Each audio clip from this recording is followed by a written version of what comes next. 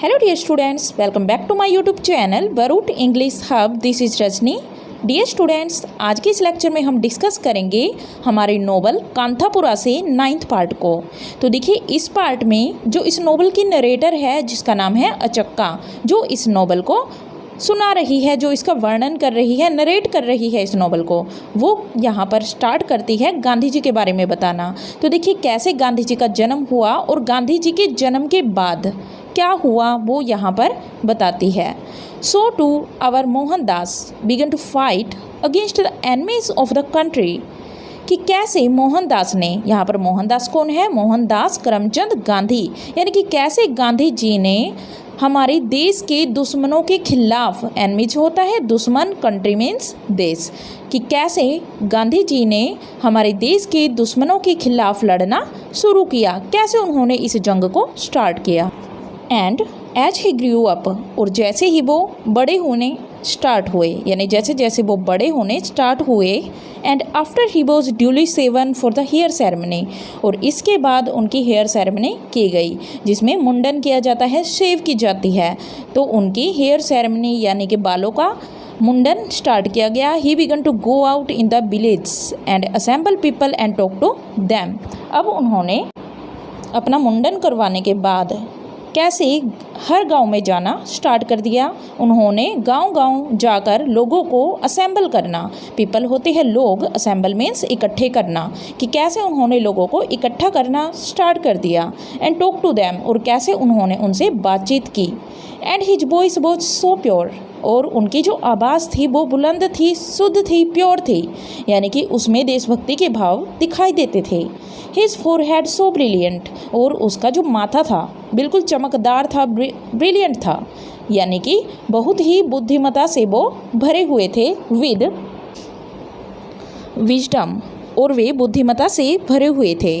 That man followed him, more and more man followed him as they did Krishna the flute player, और इसी कारण उनकी बुद्धि को देखकर लोगों ने उन्हें फॉलो करना शुरू कर दिया, और धीरे धीरे मोर एंड मोर मैन, यानी कि ज़्यादा से ज़्यादा लोग उनको फॉलो करने लगे।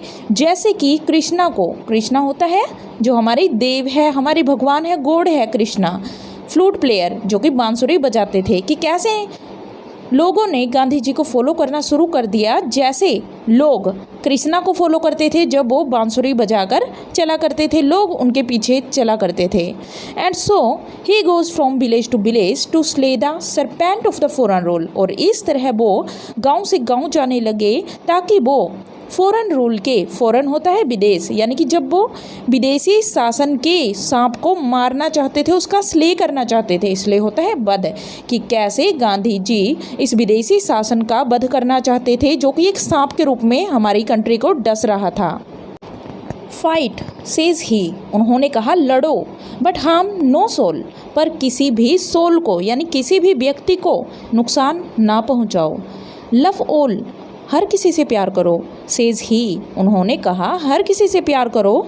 Hindu, Mohammedan, Christian and pariah, for all are equal before God, उन्होंने कहा चाहे लोग किसी भी धर्म से हो, किसी भी जाति से हो, हर किसी से प्यार करो, चाहे वो हिंदू हो, मुस्लिम हो, क्रिश्चियन हो या फिर प्रीहा शूद्र जाति से हो, हर किसी से प्यार करो, क्योंकि भगवान के सामने सभी बराबर है। Don't be attached to riches, और धन के प्रति अटैचमेंट मत रखो, उन धन के प्रति आकर्षण मत रखो, यानी धन के प्रति जुड़ाव ना रखो। उन्होंने ये कहा फॉर रिचेस क्रिएट पैशंस, क्योंकि लोग जब रिचेस के पीछे भागते हैं, धन के पीछे भागते हैं, तो उनमें पैसन पैदा होता है, एक पागलपन आता है। And passions create attachment and attachment hides the face of truth, और कैसे पागलपन है जो पैसन है, क्रिएट अटैचमेंट, वो आकर्षण पैदा करता है, और ये आकर्षण है जो ये हमेशा सच्चाई के फेस को, सच्चाई के चेहरे को छुपा कर रखता है। ये कहना था गांधी जी का। Truth must you tell, he says, for truth is God and verily it is the only God I know. Gandhi ji कहते थे कि ट्रूथ ही सभी को बोलना चाहिए, सभी को सच बोलना चाहिए, फॉर ट्रूथ इज़ गॉड, क्योंकि सच्चाई ही क्या है, भगवान है, सच में ही भगवान है। एंड वेरीली, वेरीली होता है ट्रूली, यानी कि सच्चाई यही है। It is the only God I no, कि सच्चाई यही है कि सिर्फ जो भगवान है, यानी कि जो भगवान है वो सिर्फ क्या है, वो सिर्फ सच है, यानी कि सच्चाई में ही भगवान है और भगवान ही सच है, यही मैं जानता हूँ।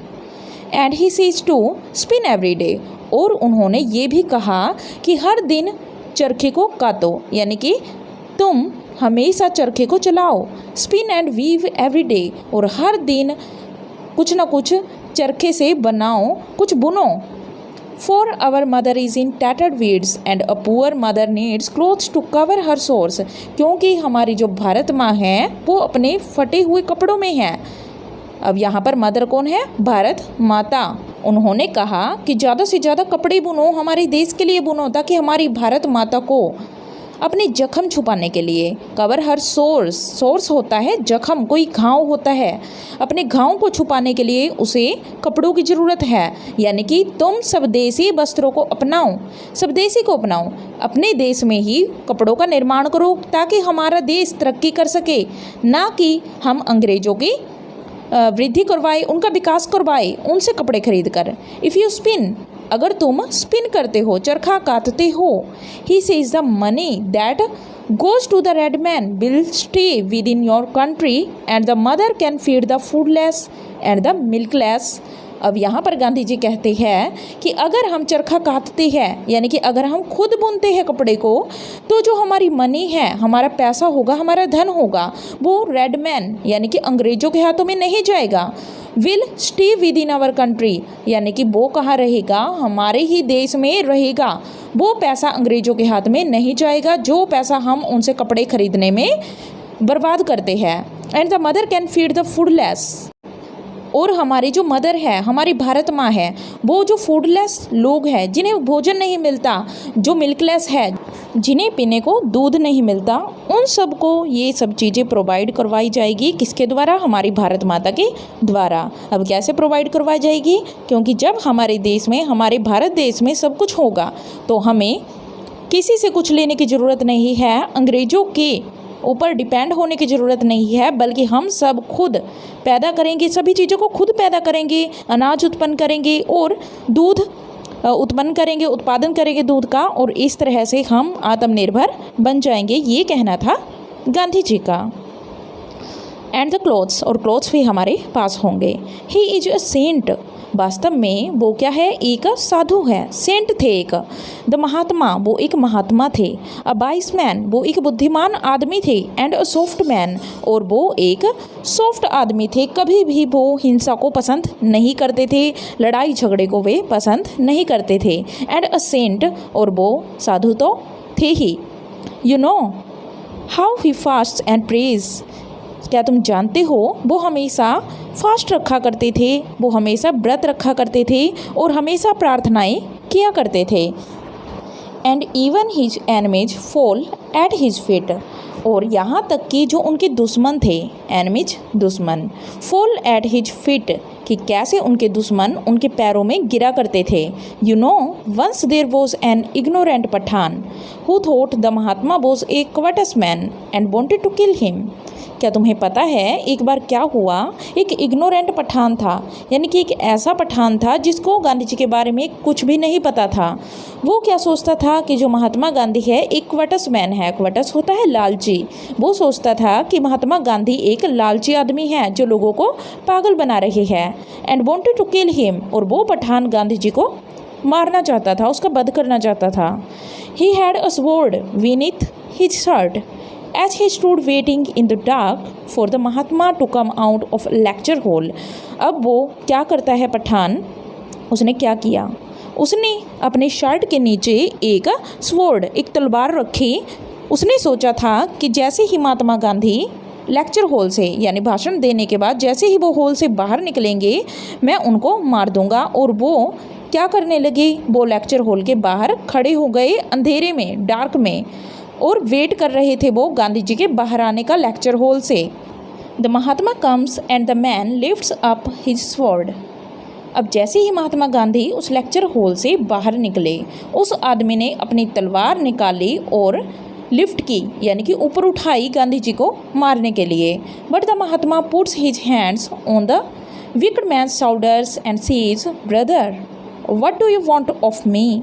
अब महात्मा गांधी ने क्या किया, उसको बिना कुछ कहे उसके कंधे पर अपने हाथों को रखा, यानी पठान के कंधे पर महात्मा गांधी ने अपने हाथों को रखा और कहा, भाई तुम क्या चाहते हो। And the man falls at the feet of the Mahatma and kisses them. अब इतना सुनते ही वो पठान गांधी जी के पैरों में गिर गया और उसके पैरों को चूमने लगा। And from that day onwards there was never a soul more devoted than he. और इसके बाद उस पठान से ज़्यादा और कोई व्यक्ति इतना डिवोटेड नहीं था गांधी जी के लिए जितना कि पठान था, यानी पठान ने खुद को गांधी जी की सेवा में ही डिवोट कर दिया, समर्पित कर दिया।